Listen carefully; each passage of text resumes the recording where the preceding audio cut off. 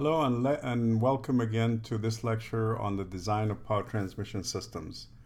Um, we will now come to a closure in terms of our understanding of the whole subject of power transmission systems by taking a few examples.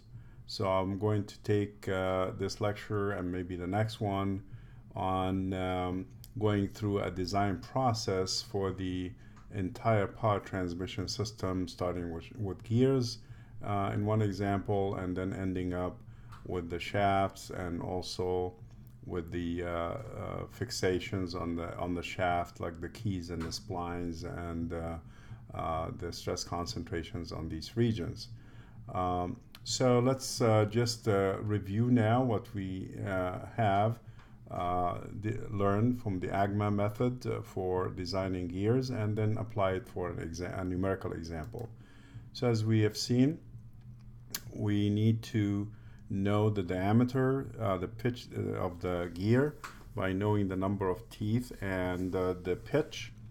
So the pitch is very important. Once we know the diameter, we would know the pitch line velocity. Once we know the pitch line velocity and the horsepower, then we're able to find the tangential force. Stop. So now we have the tangential force. Next is to convert this force to stress, and we have two types, either bending or contact. The bending is the tangential force times the pitch over F, multiplied by 6 factors. Overload, dynamic, size, load distribution, rim factor, geometry factor. And we compare the stress to an allowable. The allowable is computed from the strength of the material at 10 to the 7 cycles, and the safety factor, S sub F. And depending on the number of cycles required, we have to find a number of the cycle factor, and we can also make corrections for the temperature and reliability factors, as you can see. And finally, if we divide this by, we can find the dividing these two gives us the safety factor that is required for the design. We could do the same thing for surface wear with different factors. And now let's go directly to an example. So in this example, I'm going to have a pinion and a gear, and they mesh together. And the quality of the pinion is number 6, so it's a little bit higher quality.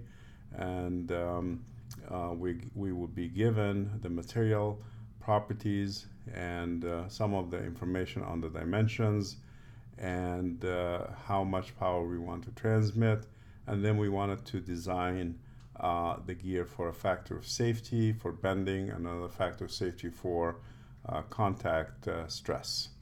So here's the problem, that we have a 17 tooth 20 degrees pressure angle spur pinion, rotates at 1800 RPM, transmits 4 horsepower.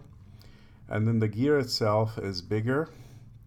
It has 52 teeth, and the pitch is 10 teeth per inch. So for the pitch and the number of teeth, we can find the diameter here is 17 divided by 10. That will give us 1.7. 52 divided by 10 gives us 5.2. So we know the diameters now. As we know, the next step is to find the pitch line velocity, and that we know the RPM, so we'll be able to find the pitch line velocity.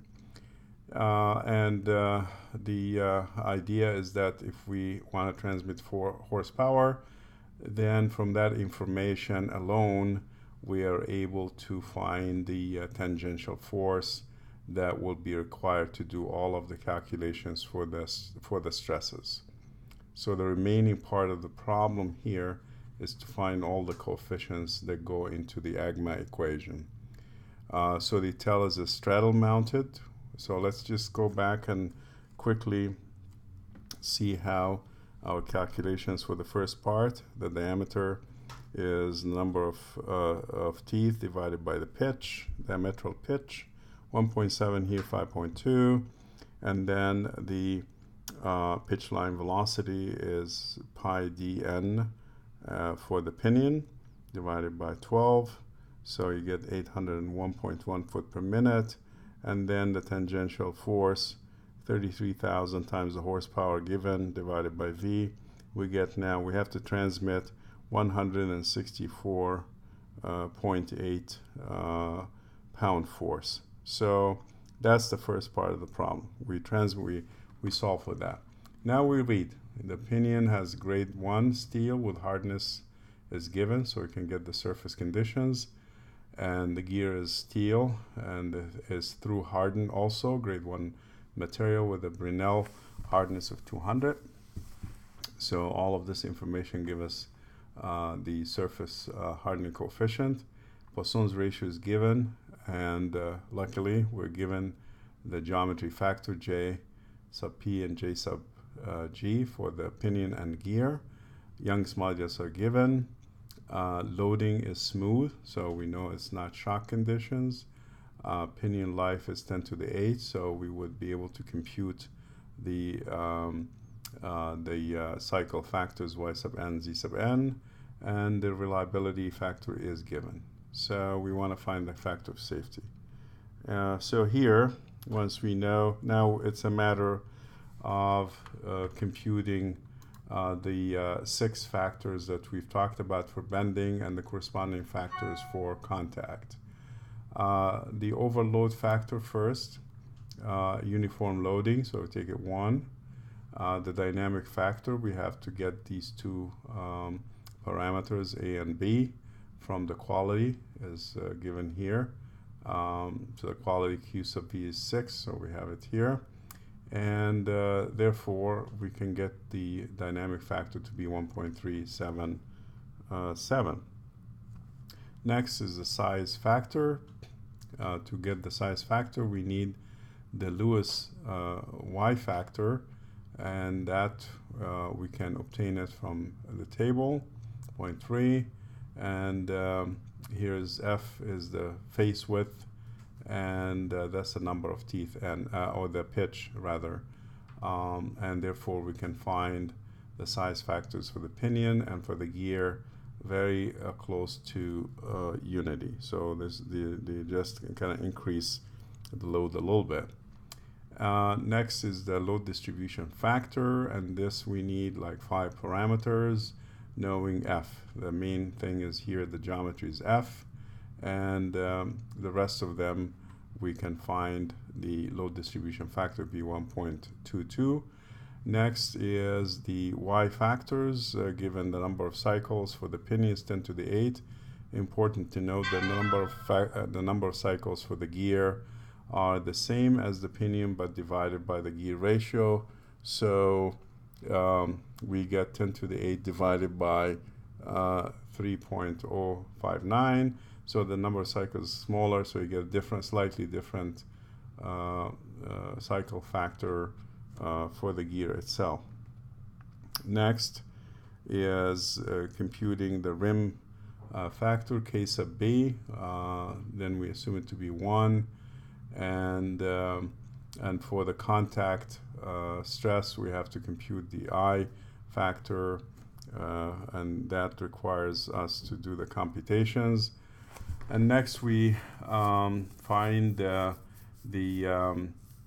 strength values, and the strength values depends on the hardness. So given the hardness, we have correlations between the strength and the hardness from these figures, 14.2. So we get the strength of the pinion and strength of the gear. This is 31 KSI, 28 KSI. And for contact, so this is for the bending, and for contact we have similar correlations. We get much higher strength values in here.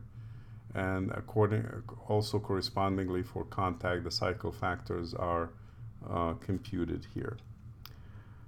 So finally, the surface factor needs the hardness ratio, 240 by 200, and finding the surface factor would be 1.005. Then finally now we can determine the stresses. So the stresses will be the transmitted tangential force, 164.1 times overload factor is 1, times the dynamic factor 1.377 times the size factor 1.043. P is the diametral pitch, F is the face width. This is the load distribution factor 1.22. The rim factor is 1 because the rim is thick. The geometry factor is 0.3. So we got 6.4 KSI. And we have the strength of 31.35 KSI. Now we need to convert it to corrected strength with the cycle factor. So the cycle factor turns out to be close to 1, so it doesn't really affect the static strength that much. And the temperature factor is nearly 1, and the reliability factor is 0.85. So the value of the strength corrected is nearly the same as the strength that we obtain under static conditions. And you divide that by the calculated stress.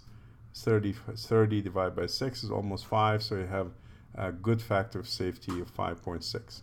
And that can be also done for the gear, and I'll leave this for you to compute it for the bending safety factor for gear, which turned out to be higher in this case. The last part of the problem is the pinion tooth wear, and the wear depends on the contact stress, and the contact stress is we have to compute the elastic coefficient factor, turned out to be 2300, and then these three factors are the same as before, and the load distribution factor is the same as before. The geometry factor I is computed to be 0.121 and CF is 1. So we get a contact stress of 70 KSI, much higher than the bending stress, which is kind of to be expected.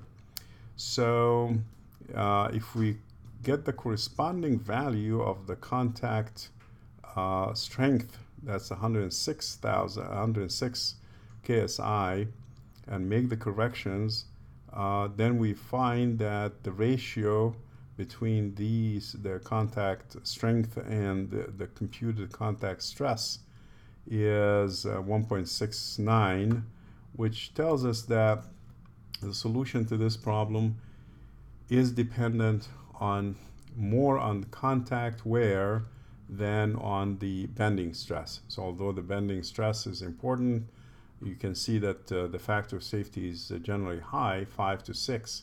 But in the case of contact, because the contact stresses themselves are so large, and even though the contact strength is high, but the factor of safety at the end of the day for contact remains to be the limiting factor.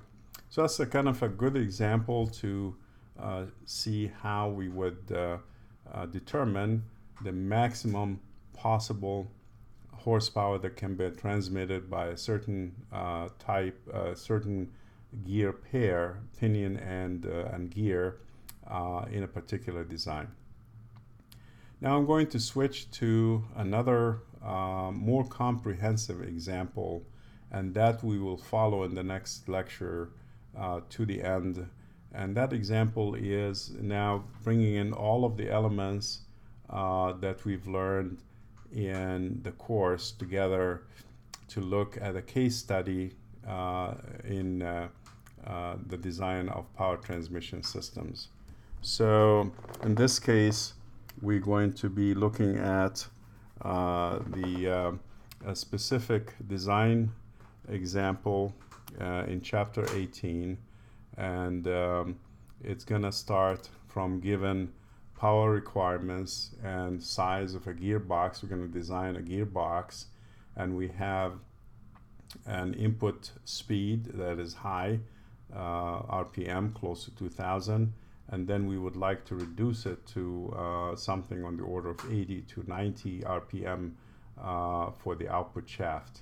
and we want to design this gearbox so that we can have an inline reverted system in which the input and output shafts are in fact on the same line. So what we will do in the remaining part of the lecture is just to go over the first part of this design problem, in which we have to specify the goals of the design, go over the goals, and then systematically try to come to achieve the design goals.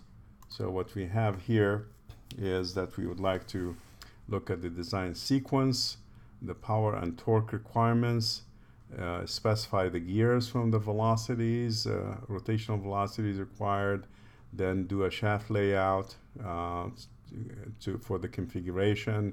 So we have the geometry up to here figured out.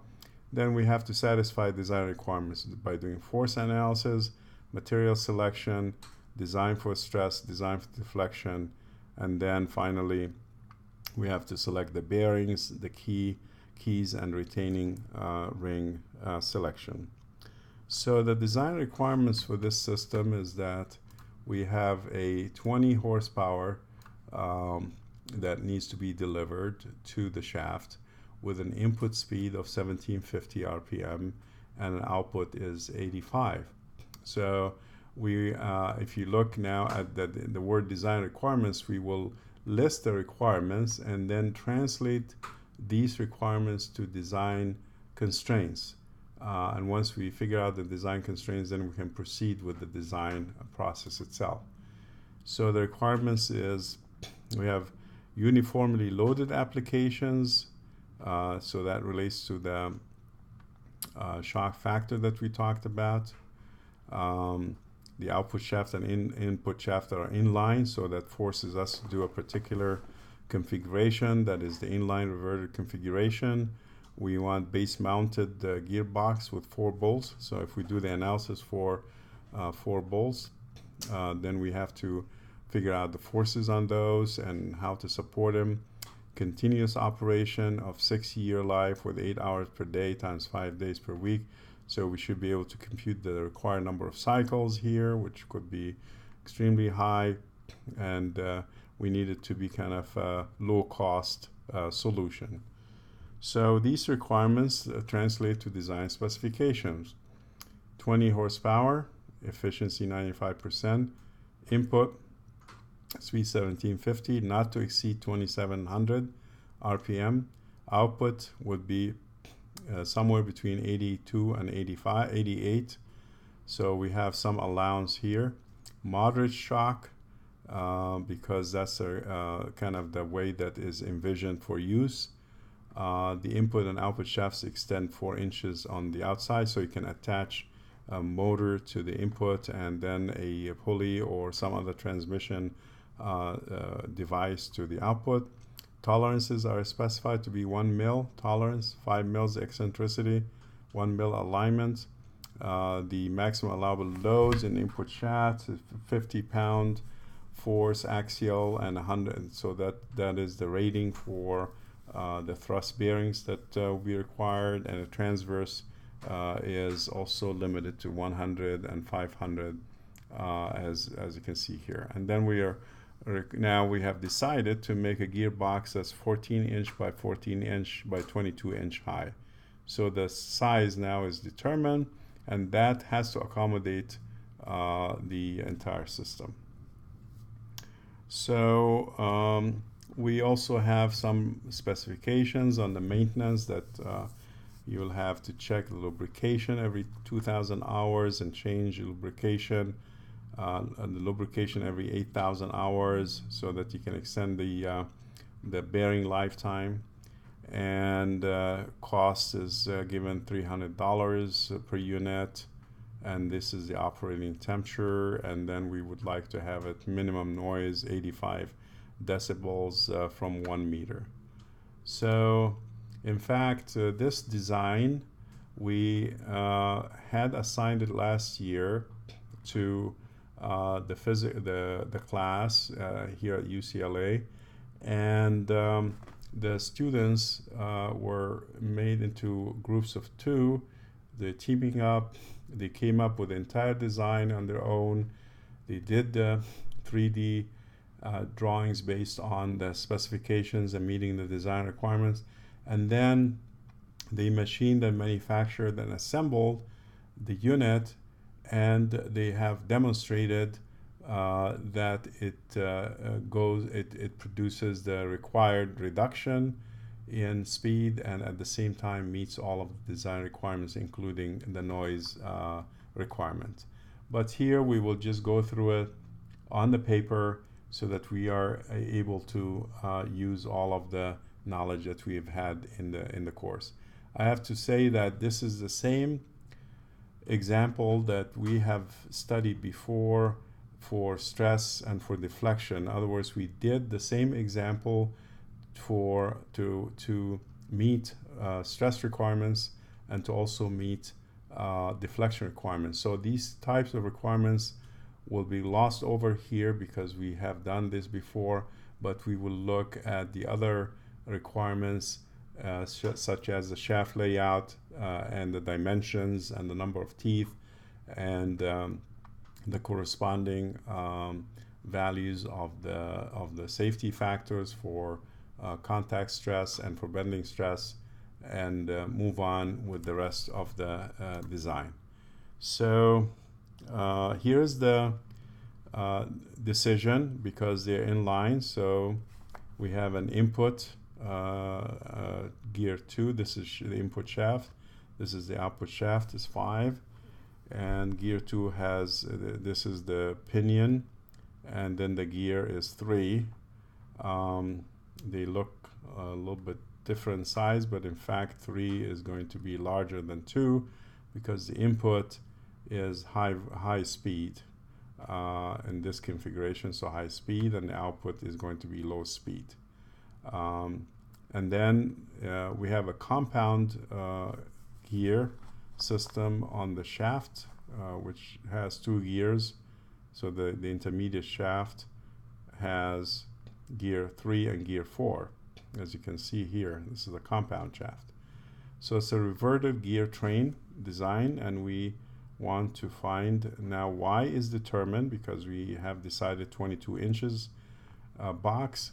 So within this, how can we fit all of the gears and the bearings and the shafts, and how can we determine the number of teeth for each gear? So let's start with the power and torque requirements. The horsepower is the torque times the rotational speed, the RPM, and therefore the gear train value is the output speed divided by the input speed, or the input torque divided by the output torque. So the output speed is 80 some, and the input is 1700 some. So the gear train is going to be kind of small. So if you look at here, we can find the gear train value is 85 by 1750, that's 1/20. And then we want to do a reverted compound train. So the best way is to have this train value to be split evenly. So we would have, this will be the ratio of input N2 over intermediate N3, and then intermediate N4 over output N5. So in this case, if we choose to split them evenly, then we can assume that N2 over N3 is the same as N4 over N5, and that gives us a single stage gear train value of 1.1 divided by 4.5. So once we have decided that, then we must find start somewhere. So the minimum for the pinion is decided by the interference issue, and interference we have now, we find that we get 16 teeth to prevent interference for both N2 as the pinion for stage 1 and N4 as the pinion for stage 2. And once we decide that, then N3 is 4.54 times N2. It gives me 72.64 teeth, and then if I just wanted to check on the actual output speed, if it is within the specs, I can just use the gear train value for a single stage twice, multiplied by the input speed. It comes out to be 86.4, which is acceptable within range. So we can go back and round off, because we don't really need to use 72.4. This is not possible. So we can just round it off that we have 16 teeth in for each of the pinions, and 72 for each of the two gears, and the E value is now modified to 1 over 20.25, and that gives me the output speed to be 86.4, and the intermediate shaft speed to be 388.9 RPM. So once we decide that, then the next step is to use we have now the number of teeth on each one of these 4 gears, and we know the horsepower that is input, so we can use this information to find the torques, like input torque and the intermediate torque and the output torque. And then from the torques and the size of the gear, then we should be able to find the transmitted force. So the torques are going to be okay, and then we can find the transmitted tangential forces, no problem.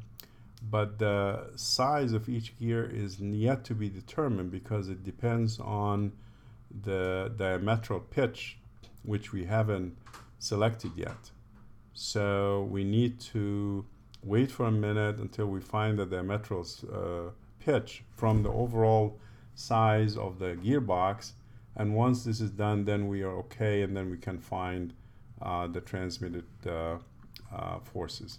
So for the time being that we have the horsepower is given, so it gives me the torque on input shaft equals the torque on the output shaft times the speed, and therefore the torque on the input shaft is 20 horsepower divided by the speed in revolution per minute, and use a conversion from horsepower to foot-pound per second. That's the 550, and convert revolution to 2 pi radian, and then convert seconds to minute.